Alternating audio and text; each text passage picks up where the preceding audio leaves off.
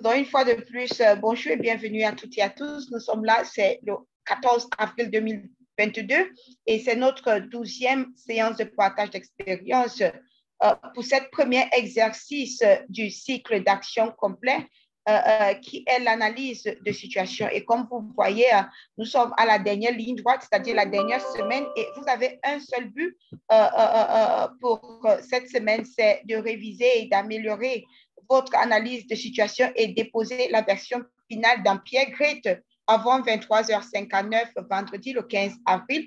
Et l'heure, c'est temps universel plus 2, c'est-à-dire l'heure de Genève.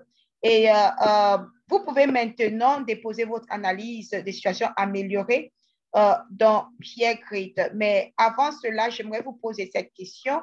Avez-vous vu cette email? Avez-vous reçu ce courriel et tapez oui ou non dans le chat? Je vais prendre un peu le pouls, la température de ceux qui sont là pour être sûr. OK, merci Nathan d'indiquer oui.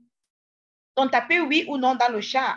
Si vous avez reçu ce mail qui a pour titre analyse de situation, comment obtenir la certification pour suivi par cela votre nom. Donc, cliquez ici pour remplir le questionnaire à propos de votre analyse de situation. Et puis, après cela, vous pouvez vous rendre sur Pierre Great pour déposer votre document amélioré. Je vois, nous sommes pratiquement plus de 14 dans la salle seulement, mais plusieurs personnes n'ont pas encore répondu à ma question. Avez-vous vu ce courriel dans votre boîte mail? Et je sais que Coquet Anita a dit tout à l'heure que pas encore. OK, ce n'est pas grave, mais si vous n'avez pas encore vérifié votre boîte mail, je vous encourage de le faire parce que ce mail, c'est le sésame dont vous avez besoin pour obtenir votre certification.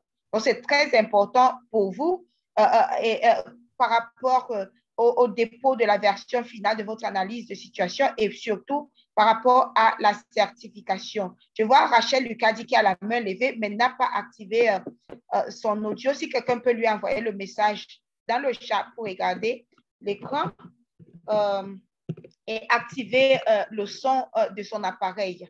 Activer le son parce qu'elle a la main levée, mais elle ne peut pas nous entendre malgré le fait que sa vidéo est ouverte. Donc, j'espère qu'elle pourrait voir l'écran, regarder l'écran pour activer le micro. OK, donc, vous savez déjà ce qu'il y a lieu de faire pour réviser, améliorer votre analyse de situation. Vous avez reçu 3 revues par les pairs sur votre travail, leurs commentaires vous permettant d'utiliser leurs propositions pour améliorer d'une manière qualitative votre analyse de situation.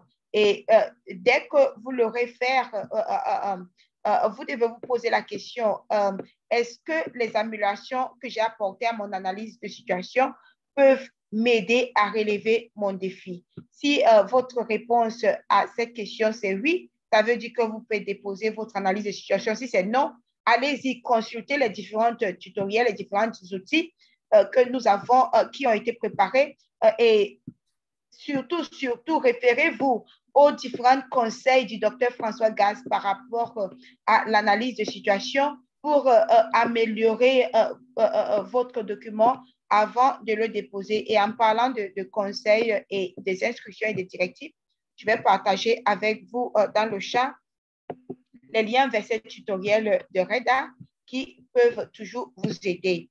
OK, maintenant, j'aimerais une fois de plus, pour une dernière fois, me retourner vers le docteur François Gaz pour ses conseils et les derniers conseils par rapport à l'analyse des situations. Et en même temps, je vais vous inviter à lever la main si vous voulez prendre la parole aujourd'hui pour présenter, pour résumer votre analyse de situation avec nous. OK, bonjour une fois de plus, François, et à vous. Merci Charlotte et rebonjour à ceux qui sont maintenant en ligne avec nous. Et bien sûr, comme l'a dit Charlotte, c'est vraiment les derniers 100 mètres, là, puisque vous devez remettre votre analyse de situation d'ici vendredi soir. Et donc, ce qui est important, c'est il n'y a pas beaucoup de nouvelles données que vous pouvez chercher vu le temps imparti, c'est plus de vérifier la qualité du travail que vous avez fait. Et ça part vraiment du défi que vous avez identifié en essayant d'avoir le plus possible d'évidences chiffrées sur la taille de votre défi. Et c'est important, ces évidences chiffrées, pour éviter de se baser sur des sentiments simplement qu'il y a un problème de taux d'abondance, qu'il y a un problème d'accessibilité. Et donc, regardez bien le défi que vous avez signalé et est-ce que vous avez été en mesure, peut-être vous n'avez pas été en mesure là où vous êtes de le chiffrer, mais de voir le poids de ce problème.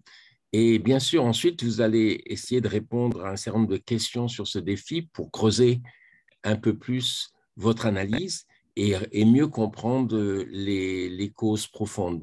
Pour analyser, bien sûr, vous avez été chercher des sources d'informations, vous avez peut-être fait des interviews, mais vous avez sûrement essayé de répondre quelle est la taille du problème, où est-il, est-il concentré dans une partie de la zone dont je suis responsable ou pas. Ça, vous avez pu ou n'avez pas eu le temps de le faire. Et qui sont les maires ou les communautés concernées? Pourquoi ce problème existe? Et là, on rentre un peu dans les causes profondes de ce problème qui peut être une cause d'accessibilité aux services de vaccination ou une cause, les services sont disponibles, mais il y a un problème d'utilisation pour différentes raisons. Ça peut être la routine, ça peut être la vaccination Covid, et vous devez creuser sur les causes profondes de cette résistance à se faire vacciner. Et je pense que ces éléments sont importants pour vous préparer pour la mise en place de mesures correctrices dans le futur. On vous a demandé de donner un petit peu une image dans le dernier questionnaire de votre district. Ce sont des couvertures vaccinales.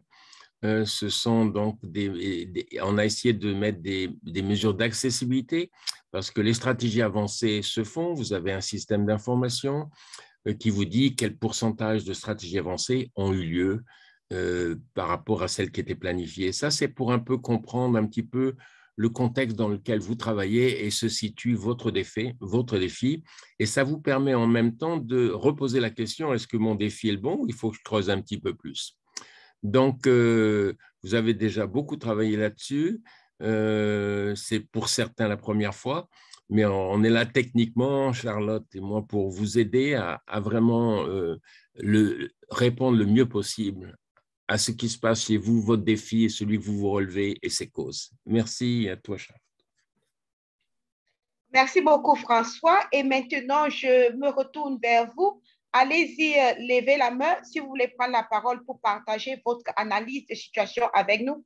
Même si vous n'avez pas encore finalisé l'amélioration, mais vous pouvez partager, vous avez l'occasion et l'opportunité pour une dernière fois aujourd'hui de recevoir des commentaires et des retours des pairs qui vont vous permettre d'améliorer et d'avoir une version finale, beaucoup plus, une version finale de votre analyse de situation qui est beaucoup plus réaliste et qui va vous permettre de relever votre défi de la vaccination le plus important.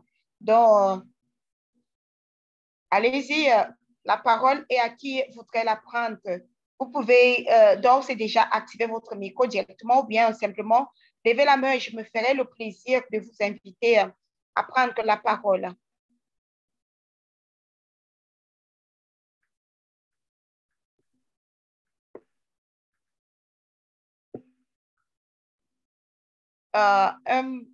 Peut-être s'il n'y a pas de volontaire, je peux proposer pour nous un volontaire. Je ne sais pas si j'aimerais inviter le docteur Seydou, docteur Seydou Amadou Traoré. Docteur Seydou, je ne sais pas si vous êtes à mesure de partager votre analyse de situation avec l'assistance aujourd'hui. Oui, allô? Oui. Alors, donc, ça fait comme je suis avec le téléphone. Vous avez déjà déposé? Ici. Ok, vous avez déposé la version finale. Exact. D'accord, donc je peux pendant que vous vous présentez, je peux le rechercher pour vous et l'afficher à l'écran. Ok, ça marche. Voilà, donc, comme les autres scolaires le savent, bon, je suis Seydou Amadou Traoré, le team leader de l'équipe scolaire COVID-19 du Mali. Voilà, donc, j'avais initié d'avoir un défi qui était vraiment un gap pour nous par rapport à nos données sanitaires. Et là, c'était dans le district sanitaire de Bougouni, où nous avons eu à travailler par rapport à des flambées d'épidémie de rougeole. Bon, du coup, le point de départ, c'était une couverture vaccinale faible. Alors que ce qui a été fixé par le niveau national, c'est 95% pour les antigènes, sauf les vaccins Kelmen-Guérin, BCG. Le BCG, nous avons fixé ça à 99% et les autres, c'est 95%. Alors, le district était à 80% comme ça. Voilà. Donc, le district en a notifié et investigué beaucoup de cas de rougeole. Donc, je me suis dit, pourquoi ne pas vraiment chercher à résoudre ce problème en termes de défis et en termes de résolution de problèmes. Voilà. Donc, nous avons commencé à dire que la couverture est faible de 80. Allô, Charlotte? Vous pouvez redescendre un peu, juste, vous pouvez monter juste un peu. OK. Voilà. Okay. Donc, mon défi, c'était la faible couverture vaccinale en part, moins de 80%. Et j'ai souhaité vraiment améliorer ça en formant une question qui est d'améliorer de 80 à 95%. Maintenant, comme résumé, comme vous le savez, c'est juste une faible couverture vaccinale. Les enfants cibles concernés, c'est de 0 à 23 mois. Et là, face à cette situation, bon, nous avons souhaité améliorer les indicateurs maintenant en termes de couverture de 80 à 95% afin de garantir l'état de santé de notre population. Donc, la mission que nous avons assignée, vous pouvez monter sa route.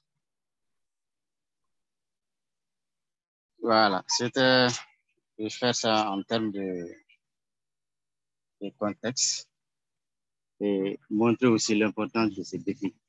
C'est pour dire que le district, nous avons vraiment cartographié notre district et par rapport à ses limites. On continue, Charlotte? Charlotte soulève. Voilà, c'est bon.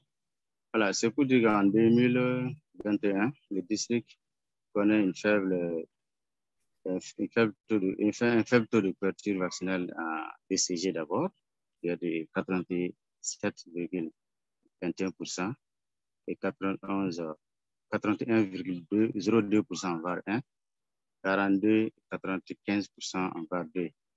Bon, nous étions les Penta 1 et Penta 3 qui l'objectif est atteint jusqu'à 100 et voir aussi un taux d'abandon élevé qui est vraiment palpable sur le terrain parce que j'ai fait déjà beaucoup d'investigations à l'intérieur de ce district et j'ai déjà connu ce qui se passe et j'ai vu que vraiment l'écart des charges du taux d'abandon est très, très élevé par rapport à BCG, VAR et en Penta 1, Penta 3. Maintenant, ça, c'est les données sources du DSS2.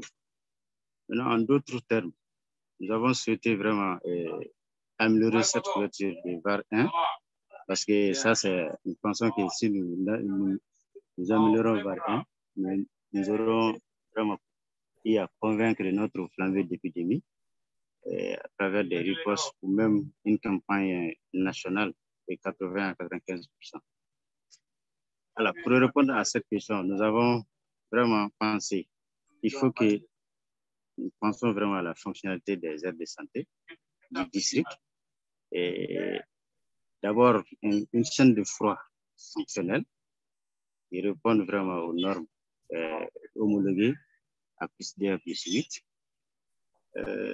La vaccination, la disponibilité d'avoir des antigènes et des sports de base, parce qu'il y a eu des intégrations de vaccins au Mali et les anciens sports sont à retirer, ont été même retirés. Il y a aussi les nouveaux sports par rapport à la VPID, le VARD et autres. Maintenant, il faut aussi penser aussi à la vaccination des enfants cibles. Et le recrutement aussi, quand vous dites de travailler, il faut aussi des agents qualifiés. Nous devons penser aussi à les motiver à travers les appuis de l'État alloués à la collectivité et que les présents des associations sanitaires s'approprient pour appuyer la santé préventive.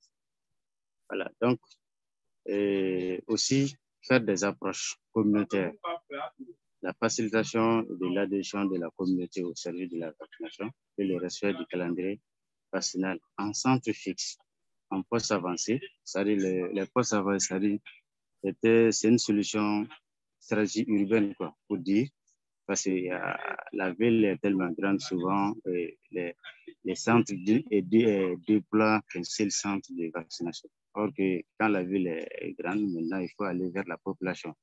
C'est en ces termes que nous avons pensé à faire des postes avancés. Maintenant, pourquoi relever ces défis? Voilà, parce que nous enregistrons vraiment beaucoup de cas suspects confirmés qui témoignent aussi notre flambée. Et là, nous avons pris ces défis comme très important parce que la santé de notre population juvénile est affectée. Voilà. Donc, comment relever? Nous pensons relancer les activités de redevabilité d'abord à travers les engagements communautaires avec l'accompagnement des autorités administratives locales et religieuses, les chefferies villageoises et coutumières, les associations de groupement de femmes et les réseaux des thérapeutes pour que toute la population accorde davantage à l'importance de la vaccination. Bon, nous avons cité quelques en termes d'action et de recommandations, c'est-à-dire renforcer la vaccination dans les centres de santé de façon durable, créer un environnement de bonne gouvernance, et faciliter la répartition du personnel qualifié, renforcer la disponibilité des antigènes et logistique, et redynamiser aussi les comités de surveillance des maladies évitables par la vaccination, renforcer le système d'information sanitaire, mais aussi faire le monitoring de la chaîne de froid et rendre disponible un plan de riposte. Voilà. Donc, par rapport aux sources de données, voilà, dans les moteurs AID, il y a deux idées qui vont vraiment être très utiles. Il s'agit de le numéro ID 01611 et le numéro ID 01605. Et toutes ces idées, à mon contexte, ont montré aussi des limites que j'ai dégagées. Il s'agit de discuter des réalisations des stratégies. Il y a aussi l'autre a parlé de l'insécurité et l'inactivité des services de vaccination. Par rapport au deuxième idée, il s'agit vraiment, la limite c'était liée au niveau du déclic. Voilà, les principaux résultats comme réponse probable. La couverture vaccinale des enfants de 0 à 23 mois en VAR est améliorée. Selon c'est ce que je souhaite, de 80 à 95% dans mon district en cette année de 2022. Et le résumé des limites, c'est-à-dire la non-disponibilité des personnels qualifiés, les non-disponibilité des chaînes de froid, et les ruptures d'intrants, la mauvaise politique en gestion des doses, l'insuffisance des moyens. Voilà. Allez-y, Charlotte. Oui. Voilà. Les prochaines spécifiques et réalisables pour relever mon défi. Bon, ça, c'est des actions qu'on a eu vraiment à échanger là-dessus. Donc, je crois que j'ai déjà parlé de ça, comme la fonctionnalité des centres, la chaîne de froid fonctionnelle, vacciner les enfants cibles, recruter les agents qualifiés, motiver les agents, organiser des approches communautaires et faciliter l'adhésion en respectant le calendrier vaccinal qui nous permettra d'améliorer le taux d'abandon et nous permet aussi d'évaluer l'impact de notre vaccination durant un semestre. Il faut évaluer aussi la vaccination durant un semestre. Allez-y, Charlotte. Voilà, bon, voilà quelques sources, je dirais que j'ai par rapport au moteur AID et quelques sources à l'extérieur du moteur AID. J'ai mis ça pour compléter les informations qui sont sur le document. Merci, voilà ce que nous avons eu à faire par rapport à notre défi sur les épidémies de rougeole dans mon district sanitaire de Bougainville. Merci. Merci beaucoup, Dr. Seydou Amadou Traoré, pour la présentation, votre brillante présentation de votre analyse de situation. Maintenant, j'invite les confrères et les consoeurs qui sont dans la salle avec nous. Vous avez écouté, je suis sûre, avec beaucoup d'attention, le partage du Dr. Seydou Amadou Traoré. Avez-vous des questions ou des commentaires à faire par rapport à cela? N'hésitez pas à saisir vos commentaires dans le chat ou bien à lever la main pour demander la parole. Et tout à l'heure, il y avait Josias Agnero Ostras qui demandait comment lever la main. Si vous regardez en bas de votre écran, vous allez voir trois points qui vous permettent d'accéder dans les paramètres sur Zoom. Et parmi ceux-là, il y aura une icône lever la main, raise hand. Donc, vous pouvez cliquer là-dessus. Ou bien tout simplement du côté des réactions. OK.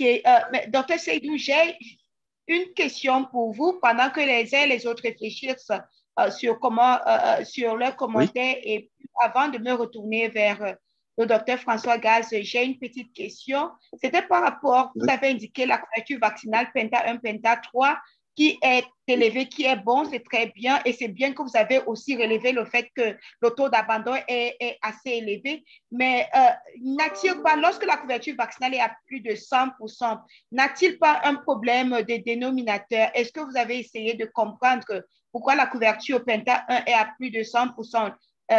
Les autres enfants viennent d'où? Entre autres. Et puis peut-être ça pourrait aussi expliquer le fait que je sais que vous avez encore ces flambées d'épidémie de rougeole dans votre contexte. Oui, d'accord. Maintenant, dans le contexte, j'avais signalé ça parce qu'il y a non seulement un problème, je ne dirais pas de dénominateur, mais c'est un problème de mouvement de la population.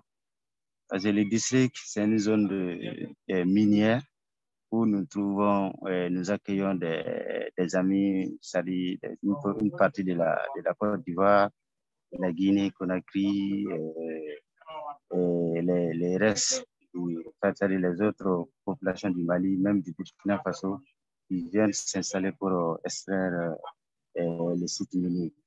Là, bon, c'est du coup, les enfants sont vaccinés, mais à un moment donné, il y a un changement de lieu. Parce que vous connaissez les miniers, combien de fois ils bougent dans un mois ou dans la semaine. Voilà, donc du coup, nous avons pensé faire ça en termes de redevabilité au niveau du district. Nous avons appelé les acteurs tels que la communauté, c'est-à-dire les maires, les présidents des associations de santé communautaire, les directeurs techniques, les agents vaccinateurs et les groupements de femmes, surtout à travers la CAFO, et parler et discuter par rapport à ces taux d'abandon. Et là, du coup, il y a eu un engagement. Cet engagement, c'est quoi? C'est-à-dire que ces enfants ne sont pas comptabilisés dans les données d'air, par exemple, sont comptabilisées au niveau de hors-air. Là, tout le monde est conscient qu'il y aura une consommation excessive par rapport aux cibles de l'air en termes d'antigène. Voilà. Donc, ce n'est pas lié, à mon avis, à un problème alimentaire, mais par contre à un mouvement de la population d'un point A à un point B. C'est pour cela que j'ai souhaité relever ces défis au niveau du district, parce que si vous rentrez à l'intérieur du district, et vraiment les données sont tellement contrastées que vous ne pouvez même pas parler pour une seule aire de santé. Et le district vraiment fait une globalité, un cumul, et à travers ce cumul, j'ai souhaité vraiment partager ça et voir avec les uns et les autres pour améliorer encore. Voilà. Un travail scientifique n'est jamais complet, il y a toujours des ajouts et je suis prêt vraiment à écouter les uns et les autres. Merci Charlotte. Merci beaucoup, Dr. Seydou Amadou Traoré. Vu qu'il n'y a pas des commentaires dans le chat ni des mains levées, je pense que je vais me retourner vers le docteur François Gaz. Quels sont vos commentaires, François, par rapport à l'analyse de situation du docteur Seydou Amadou Traoré?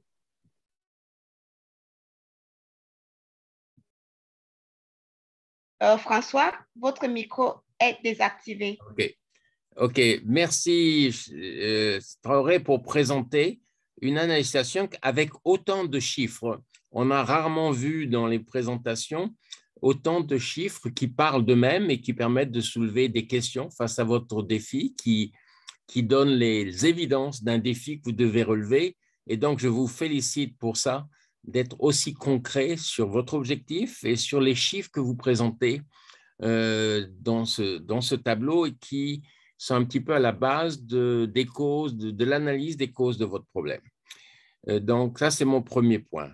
Le deuxième chose, c'est que vous avez très bien souligné qu'il y a vous avez analysé, en répondant à Charlotte, sur les plus de 100%, et c'est excellent, votre analyse est excellente. Il y a les hors-secteurs, et qui s'en vont, qui vont à une certaine période et qui repartent, et peut-être ça touche plus les 9 mois que les nouveau-nés. Mais il y a une chose la réponse à la question que vous vous posez, comment remonter la couverture de 80-90%, vous avez fait une liste de questions, c'est énorme, c'est presque tout le PEV. Hein, c'est un travail très ambitieux et il y a peut-être des problèmes de taille différente dans chacun des éléments que vous avez mentionnés. Et là, on voit que ce dont vous parlez, c'est les taux d'abandon, puisque vous avez des chiffres élevés. Bon, il y a une chute entre Penta 1, valeur absolue, et Penta 3. Vous avez donné un certain nombre de raisons. Mais moi, j'aimerais bien, de votre part, dans votre analyse, que vous fassiez une priorité si vous ne deviez choisir que 2 ou 3 éléments pour corriger votre couverture. Est-ce que vous pouvez choisir parmi la liste que vous avez mis dans votre analyse de situation? Quels sont les 2 ou 3 éléments sur lesquels, si vous travaillez dessus et vous corrigez le problème, et vous avez la capacité de corriger le problème, vous n'allez peut-être pas corriger complètement le taux d'abandon, mais vous allez corriger, vous allez faire une différence. À vous ma question, s'il vous plaît. OK. Maintenant, par rapport à votre question, docteur François Gaz, effectivement, c'est une liste de panels parce que j'ai compris que face à ce problème, d'aller seul ou bien d'aller avec une minorité ne va pas résoudre ce problème. Et là, par rapport à ces éléments clés, nous pensons vraiment chaque jour bel et bien son rôle dans la gestion de ces défis. Et là, du coup, nous avons eu même à mener à faire des missions sur le terrain et aller constater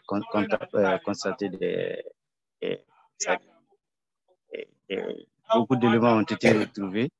Je pense que ces éléments vont nous permettre en fin d'année 2021. Et là, nous allons aussi corriger et vérifier semestriellement ce que nous avons mis en place en termes d'impact.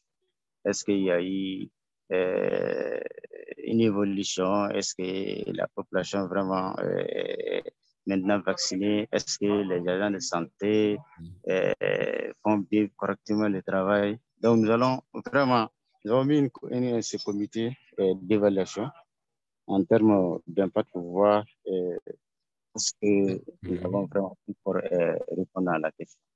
Et là, ça, c'est semestriel. Voilà. Alors, merci, et c'est très valable de mesurer vos progrès.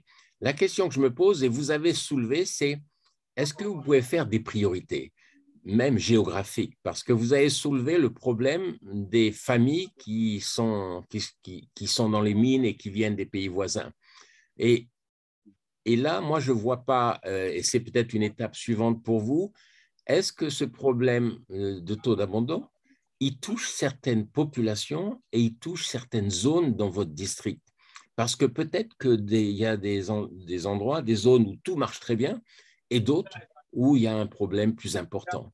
Et la notion de prioriser à la fois les communautés affectées et les zones affectées, si c'est possible, va vous permettre, parce que vous avez mis sur la table un menu qui est très ambitieux, et certains qui demandent beaucoup d'argent, certains qui, dans les causes, la motivation, c'est compliqué. Est-ce que la motivation, c'est une histoire d'argent? Est-ce que c'est une histoire de supervision et d'encadrement? Toute la liste de vos questions reste très ambitieuse et vous devez peut-être, pour faire mieux, cibler là où si vous agissez sur les éléments prioritaires, vous allez avoir le plus d'impact.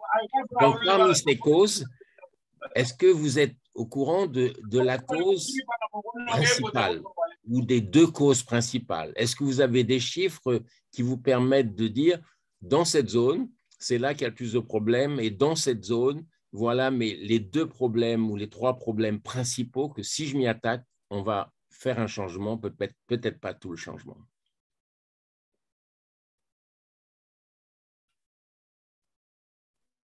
Docteur Seydou, est-ce que vous pouvez activer votre micro?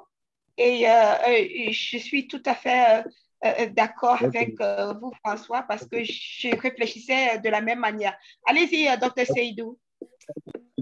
J'ai dit effectivement, c'était le point de départ, parce que j'étais nouvellement dans ce district et là, après les enquêtes et consorts, il y a eu, c'est-à-dire le district, je dirais c'est un district de mines, quoi, disons ça, parce que jusqu'à présent, on est en train de faire une découverte, de faire des découvertes.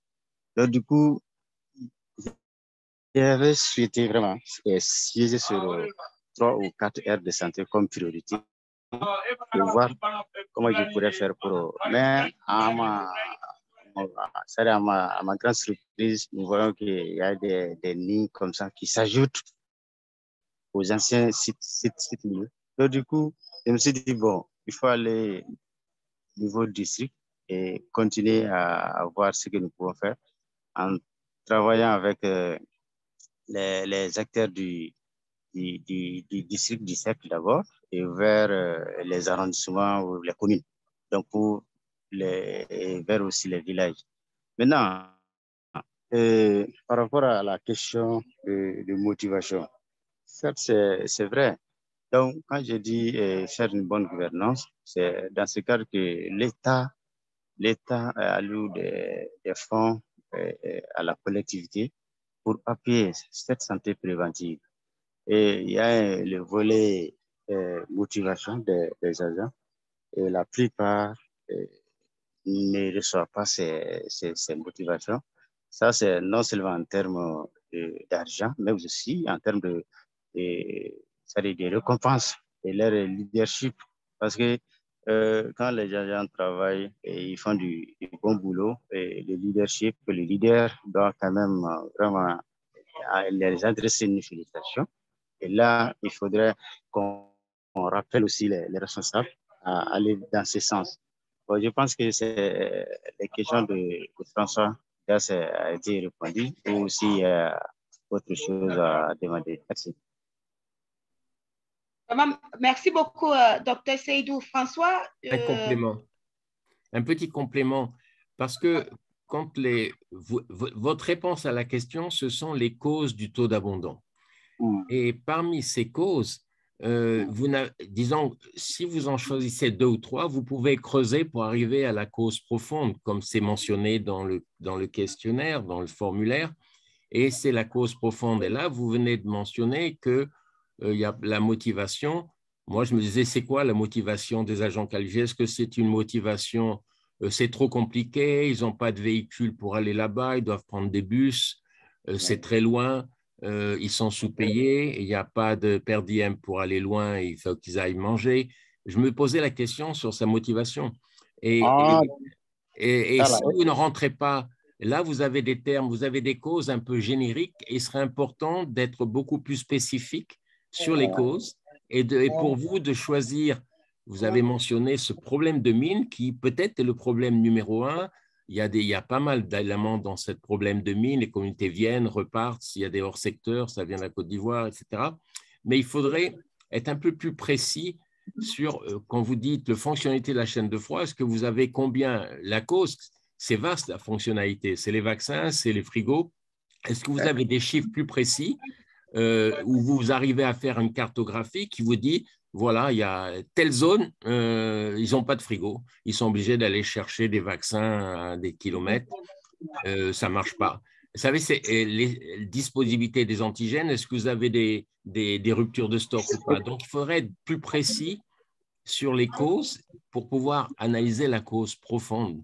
Parce que vous dites chaîne de froid, mais si on voit que Penta 1 est à 100%, on se dit, mais il n'y a pas de problème de chaîne de froid, ou alors ils administrent des vaccins qui ne sont pas de bonne qualité.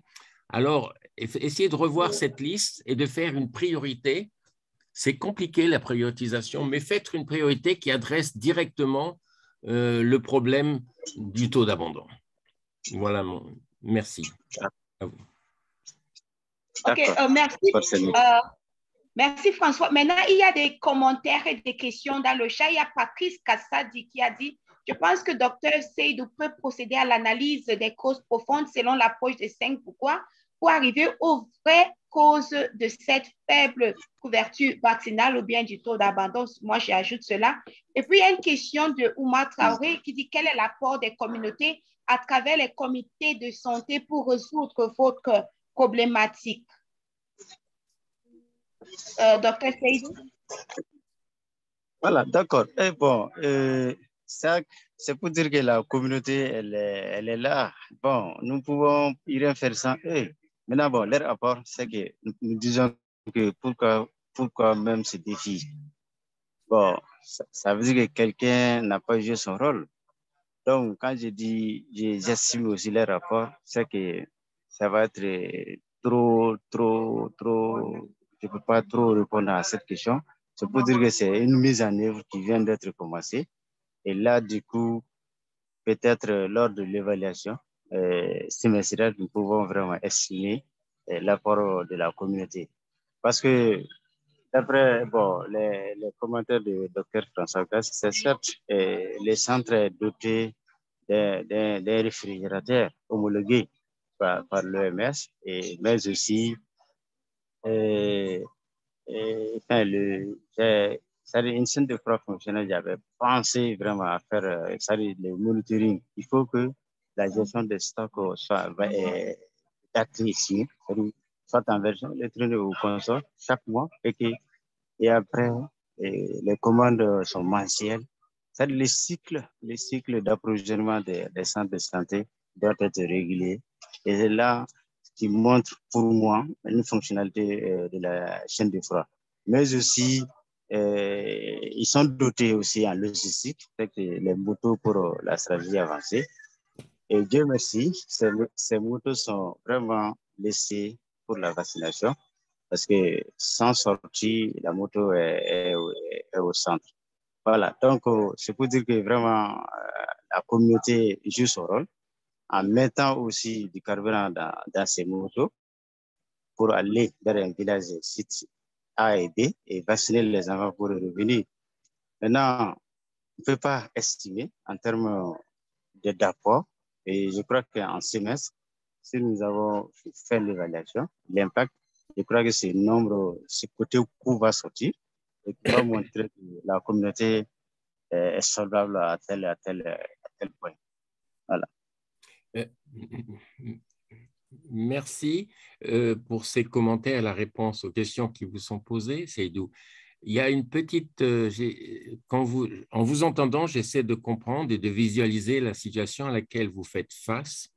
Et il me semble que vous avez déjà mis en œuvre des actions concrètes correctrices face à toute cette liste de problèmes. Donc, ça fait partie d'un micro-plan qui est déjà en cours. Vous pouvez me répondre? Effectivement. Effectivement. OK. Et donc, votre étape suivante est plutôt de voir qu'est-ce qui fait la différence. Est-ce que vous avez corrigé les problèmes que vous avez listés? Et votre étape suivante, ça sera dans 3 mois de mesurer l'amélioration, à la fois la réduction du taux d'abandon et l'amélioration des différentes causes que vous avez listées. Oui. D'accord. Je vous remercie. C'est bien, docteur. Merci François, merci docteur Seydou. Et François, en écoutant tout ceci, moi, on pourrait penser que docteur Seydou, là, vous cherchez à répondre plutôt à une question qui a trait à comment améliorer le système de vaccination ou bien les indicateurs de vaccination dans votre district de santé. Parce que votre question était comment améliorer la couverture vaccinale en VAR des enfants de 0 à 23 mois et de 80 à 95% dans le district sanitaire. Mais je pense qu'avec toutes les mesures, l'analyse que vous avez faite, toutes les mesures que vous prenez ne vont pas seulement aider à élever la couverture vaccinale pour le VAR, mais pour tous les autres antigènes bien sûr, et surtout réduire le taux d'abandon entre Penta 1 et Penta 3. Oui, Madame Charlotte, je comprends vos soucis. C'est que l'entrée même à la vaccination, c'est à partir du BCG. Et là, on termine avec le VAR. Donc, quand je commence à améliorer cette couverture de VAR, cela va de pair que je vais utiliser les fiches extensives et les cahiers de perte de vue à la recherche des enfants. Parce que quand vous voyez le BCG, certes, ça diminue parce que l'objectif qui a été fixé pour le Mali, c'est 99%. Maintenant, la question qui se pose maintenant, c'est qu'il y a certaines localités où les BCG est faite pendant une période. Donc, cette période-là, donc, les enfants viennent massivement et on vaccine. Et là, nous avons décelé ces problèmes. Et là, il y a eu des actions correctives qui ont été menées à ce sens. C'est-à-dire cette amélioration va du début jusqu'à la fin du calendrier vaccinal. Et là, aucun antigène n'est épargné. Parce que si tu fais le BCG, il y a le polio 0. Et il y a aussi le polio 1, Penta 1, voire le PCV 1 et le Rota 1. Donc, quand tu fais le 1, forcément, tu dois faire le 2 au rendez-vous prochain. Donc, nous allons veiller. Ça, c'est un suivi continuel. Et chaque mois, le district organise des rencontres mensuelles avec les responsables de ces aires de santé. Et nous faisons l'analyse des données. Et l'analyse des données, nous nous focalisons d'abord aux couvertures vaccinales et après les taux d'abandon qui est de BCG VAR et là de Penta 1, Penta 3. Donc, tous les antigènes ne sont pas laissés, tous les gens sont pris en compte.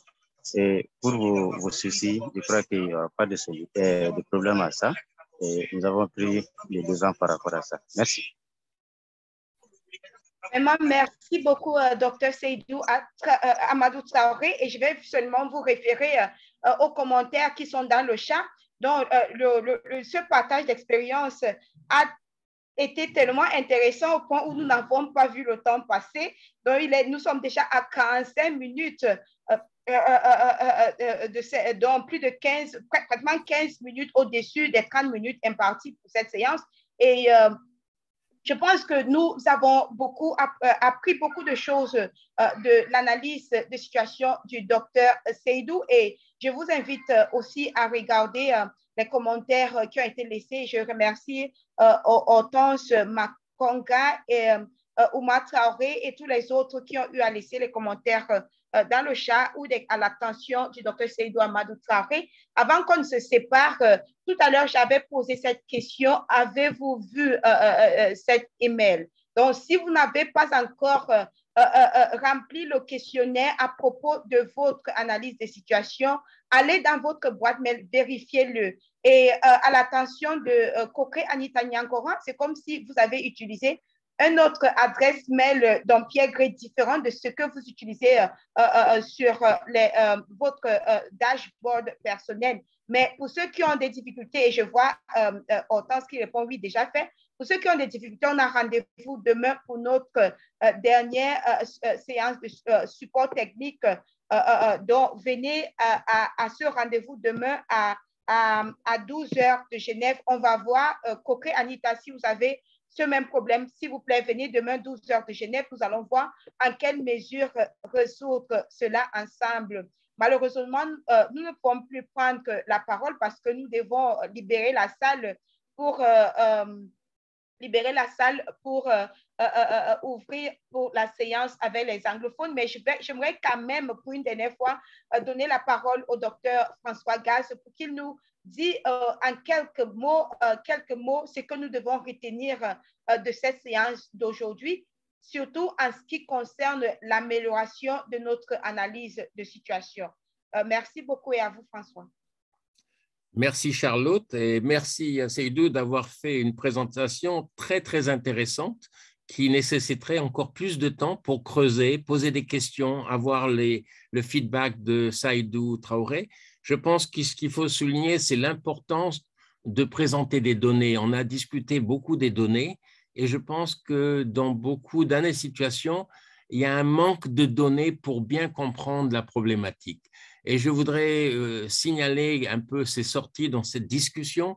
C'est quelquefois, il y a des incohérences entre la problématique et les données qui sont présentées. Ça peut être un problème de données d'exactitude, ça peut être une fausse perception de la problématique. Et donc, c'est pour ça qu'il faut creuser, et comme l'a dit une des participantes, répondre un peu au pourquoi du pourquoi du pourquoi du pourquoi. Hein, les fameux pourquoi pour arriver à la cause profonde. J'ai été impressionné par le fait que de toute façon, la majorité des enfants sont connus, puisqu'il y a du 117% pour un Penta 1, et que donc c'est un suivi de complétude et qui peut être pour des raisons programmatiques, pour des raisons de mobilité. Et alors, est-ce que c'est là-dessus qu'il faut chiffrer? On peut soit suivre, ça c'est la partie offre de service, soit mobiliser les mères pour être sûr qu'elles viennent quand la vaccination est offerte. Donc, essayez une autre notion qui est importante, c'est que vous êtes très occupés. Donc, il y a beaucoup de problèmes et il faut cerner les causes principales, les causes profondes, même si ça ne va pas résoudre complètement le problème, ça va permettre d'y arriver. Et essayez d'être très proche de localiser les aires ou les zones où le problème est le plus principal, parce que vos efforts vont payer si vous ciblez les zones là où vous aurez un impact, parce que c'est là qu'il y a le plus de problèmes. Et donc, regardez bien vos données, c'est un élément essentiel et bravo Seydou pour avoir présenté toutes ces données qu'on a rarement vues dans les analyses de situation. Merci beaucoup. Merci François, merci à toutes et à tous. Merci Dr Seydou Amadou Traoré. On se dit rendez-vous demain 12 heures de Genève pour la séance de support technique, la toute dernière de cet exercice sur l'analyse de situation. Excellente journée à toutes et à tous et au revoir.